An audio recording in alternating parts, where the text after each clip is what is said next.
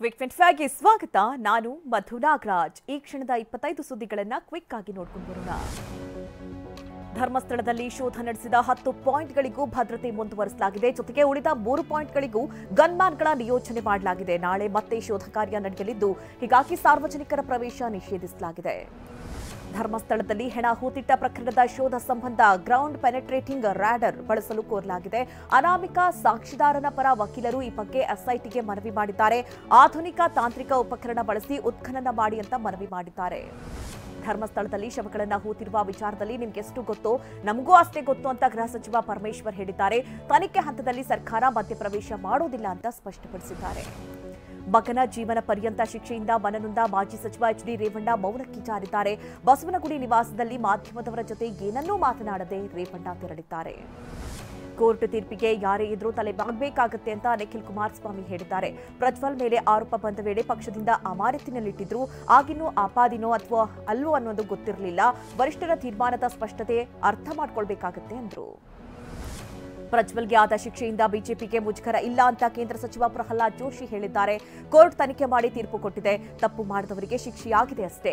JDS ಒಂದು ಪ್ರತ್ಯೇಕ ಪಕ್ಷ, ಆ ಪಕ್ಷದ ಜೊತೆ ನಮ್ಮ ಮೈತ್ರಿ ಇದೆ ಅಂತ ಹೇಳಿದ್ರು. ಪ್ರಜ್ವಲ್ ರೇವಣ್ಣಗೆ ಜೀವಾವಧಿ ಶಿಕ್ಷೆ ವಿಧಿಸಿದ ವಿಚಾರವಾಗಿ ಮಾತನಾಡಿದ ಮಾಜಿ ಶಾಸಕ, ಮಾಜಿ ಪ್ರಧಾನಿ ಮೊಮ್ಮಗ ಎಂಬ ಲೇಬಲ್ ಇದ್ದ ಮಾತ್ರಕ್ಕೆ ಅವನ ಕ್ಯಾರೆಕ್ಟರ್ ಚೆನ್ನಾಗಿರುತ್ತಾ ಅಂತ ಪ್ರಶ್ನೆ ಮಾಡಿದ್ದಾರೆ. ಅಲ್ಲದೆ ಯಾರಿಗೆ ಮಹಿಳೆಯರಿಗೆ ಗೌರವ ಕೊಡೋದಕ್ಕೆ ಬರೋದಿಲ್ವೋ ಆ ಸಂಸ್ಕಾರ ಅವರಿಗೆ ಕುಟುಂಬದಿಂದ ಬಂದಿರುತ್ತೆ ಎಂದರು. ಮಾಜಿ ಸಂಸದ ಪ್ರಜ್ವಲ್ ರೇವಣ್ಣಗೆ ಜೀವಾವಧಿ ಶಿಕ್ಷೆ ವಿಧಿಸಿರುವ ವಿಚಾರವಾಗಿ ಮಾತನಾಡಿದ ಗೃಹ ಸಚಿವ ಪರಮೇಶ್ವರ್, ಸಿಐಡಿ ಎಸ್ಐಟಿಗೆ ಅಭಿನಂದನೆ ಸಲ್ಲಿಸುತ್ತೇನೆ ಎಂದಿದ್ದಾರೆ. ಎಸ್ಐಟಿ ಮುಖ್ಯಸ್ಥ ಬಿಕೆ ಸಿಂಗ್ ಟೀಮ್ ಒಳ್ಳೆಯ ಕೆಲಸ ಮಾಡಿದೆ. ರಾಜ್ಯದ ಮಟ್ಟಿಗೆ ನಿಜಕ್ಕೂ ಇದು ಐತಿಹಾಸಿಕ ತೀರ್ಪು ಅಂತ ಹೇಳಿದರು. ಸಿಎಂ ಸಿದ್ದರಾಮಯ್ಯ ಇವತ್ತು 77ನೇ ವಸಂತಕ್ಕೆ ಕಾಲಿಟ್ಟಿದ್ದಾರೆ. ಹೀಗಾಗಿ ಶಿವಮೊಗ್ಗ ಯುವ ಕಾಂಗ್ರೆಸ್ ಸಮಿತಿ ಹಾಗೂ ಕರುನಾಡ ದೊರೆ ಸಿದ್ದರಾಮಯ್ಯ ಅಭಿಮಾನಿ ಬಳಗ ವತಿಯಿಂದ ವಿಶೇಷ ಪೂಜೆ ಮಾಡಲಾಯಿತು. ಗ್ರಾಮ ದೇವತೆ ಕೋಟೆ ಶ್ರೀ ಮಾರಿಕಾಂಬಾ ದೇವಾಲಯದಲ್ಲಿ ವಿಶೇಷ ಪೂಜೆ ಸಲ್ಲಿಸಿ ಸಿಎಂ ಪರ ಜೈಕಾರ ಹಾಕಲಾಯಿತು. ರಷ್ಯಾ ಹಾಗೂ ಉಕ್ರೇನ್ನಿಂದ ಯೂರಿಯಾ ರಸಗೊಬ್ಬರ ಬರಬೇಕು. ಯುದ್ಧದಿಂದಾಗಿ ಯೂರಿಯಾ ಬರಲು ಸ್ವಲ್ಪ ವಿಳಂಬವಾಗಿದೆ ಅಂತ ಕೇಂದ್ರ ಸಚಿವ ಪ್ರಹ್ಲಾದ್ ಜೋಶಿ ಹೇಳಿದ್ದಾರೆ. ಜೊತೆಗೆ ಬೇರೆ ಬೇರೆ ದೇಶಗಳಿಂದ ಯೂರಿಯಾ ತರಿಸುವ ಕೆಲಸ ನಡೀತಾ ಇದೆ. ಆದರೆ ರಾಜ್ಯಕ್ಕೆ ಬರಬೇಕಾಗಿದ್ದ ಗೊಬ್ಬರ ಕೇಂದ್ರ ಕೊಟ್ಟಿದೆ ಎಂದಿದ್ದಾರೆ. ಇದೇ ಆಗಸ್ಟ್ 10ರಂದು ಬೆಂಗಳೂರಿಗೆ ಆಗಮಿಸಲಿರುವ ಪ್ರಧಾನಿ ಮೋದಿ ಆರ್ವಿ ರೋಡ್ ಬೊಮ್ಮಸಂದ್ರ ನಡುವಿನ ಹಳದಿ ಮೆಟ್ರೋ ಮಾರ್ಗ ಉದ್ಘಾಟಿಸಲಿದ್ದಾರೆ. 19.15 ಕಿಲೋಮೀಟರ್ ಉದ್ದದ ಹಳದಿ ಮಾರ್ಗಕ್ಕೆ 5,056.99 ಕೋಟಿ ವೆಚ್ಚ ಮಾಡಲಾಗಿದ್ದು 16 ನಿಲ್ದಾಣಗಳು ನಿರ್ಮಿಸಲಾಗಿದೆ. ಹಳದಿ ಮಾರ್ಗದ ಉದ್ಘಾಟನೆ ಜೊತೆಗೆ ಮೆಟ್ರೋ 3ನೇ ಹಂತದ ಯೋಜನೆಗೆ ಪ್ರಧಾನಿ ಮೋದಿ ಶಂಕುಸ್ಥಾಪನೆ ನೆರವೇರಿಸಲಿದ್ದಾರೆ. ಮೆಟ್ರೋ ಫೇಸ್ 3 ಮಾರ್ಗ 44.65 ಕಿಲೋಮೀಟರ್ ಉದ್ದದ ಇರಲಿದ್ದು 15,611 ಕೋಟಿ ರೂಪಾಯಿ ವೆಚ್ಚ ಮಾಡಲಾಗ್ತಾ ಇದೆ. ನಕಲಿ ಚಿನ್ನ ನೀಡಿ 8 ಲಕ್ಷ ರೂಪಾಯಿ ವಂಚಿಸಿದ್ದ ಆರೋಪಿಗಳನ್ನು ಅರೆಸ್ಟ್ ಮಾಡಲಾಗಿದೆ. ದಾವಣಗೆರೆ ಜಿಲ್ಲೆಯ ಜಗಳೂರು ಪೊಲೀಸರು ಕಾರ್ಯಾಚರಣೆ ನಡೆಸಿದ್ದು ಕೊಟ್ಟೂರಿನ ಬಟ್ಟನಹಳ್ಳಿಯ ಪ್ರಕಾಶ್ ಹಾಗೂ ಕಾವಾಡಿ ಮಾರಪ್ಪನನ್ನ ಬಂಧಿಸಿದ್ದಾರೆ. 7.5 ಲಕ್ಷ ನಗದು, 2.5 ಗ್ರಾಂ ಚಿನ್ನ ವಶಕ್ಕೆ ಪಡೆಯಲಾಗಿದೆ.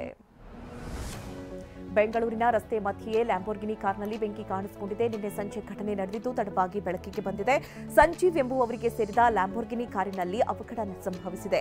ಬೆಂಕಿ ಕಾಣಿಸಿಕೊಳ್ತಾ ಇದ್ದಂತೆ ಸ್ಥಳೀಯರು ರಕ್ಷಣೆಗೆ ಧಾವಿಸಿದ್ದಾರೆ. ಮೈಸೂರಿನ ನಂಜನಗೂಡು ತಾಲೂಕಿನ ಅಳಗಂಚಿಯ ಅಟಲ್ ಬಿಹಾರಿ ವಾಜಪೇಯಿ ವಸತಿ ಶಾಲೆಯ ಅವ್ಯವಸ್ಥೆ ಬಯಲಾಗಿದೆ. ಸಮರ್ಪಕವಾಗಿ ಊಟ ಸಿಗ್ತಾ ಇಲ್ಲ, ಶೌಚಾಲಯಗಳು ಸ್ವಚ್ಛವಾಗಿಲ್ಲ, ಮೂಲಭೂತ ಸೌಕರ್ಯಗಳಿಲ್ಲ ಅಂತ ಆರೋಪಿಸಿ ವಿದ್ಯಾರ್ಥಿಗಳು ಪ್ರತಿಭಟನೆ ನಡೆಸಿದ್ದಾರೆ. ಉತ್ತರ ಪ್ರದೇಶದ ಪ್ರಯಾಗ್ರಾಜ್ನಲ್ಲಿ ಸಸೂರು ಖದೇರಿ ನದಿ ಉಕ್ಕಿ ಹರಿತಾ ಇದೆ. ಕರೇಲ್ ಭಾಗ್ ಪ್ರದೇಶದಲ್ಲಿ ಮನೆಗಳಿಗೆ ನೀರು ನುಗ್ಗಿದ್ದು ಜನಜೀವನ ಅಸ್ತವ್ಯಸ್ತವಾಗಿದೆ. ನೀರು ಹೊರಹಾಕಲು ನಿವಾಸಿಗಳು ಪರದಾಟ. ಜಮ್ಮು ಕಾಶ್ಮೀರದಲ್ಲಿ ಉಗ್ರರ ವಿರುದ್ಧದ ಕಾರ್ಯಾಚರಣೆಯಲ್ಲಿ 3 ಉಗ್ರರನ್ನ ಸದೆಬಡಿಯಲಾಗಿದೆ. ಭಾರತೀಯ ಸೇನೆ ಆಪರೇಷನ್ ಅಖಾಲ್ ಅಡಿಯಲ್ಲಿ ಭಯೋತ್ಪಾದಕರ ವಿರುದ್ಧ ಕಾರ್ಯಾಚರಣೆ ನಡೆಸ್ತಾ ಇದೆ. ಓರ್ವ ಸೈನಿಕನಿಗೆ ಗಾಯವಾಗಿದೆ.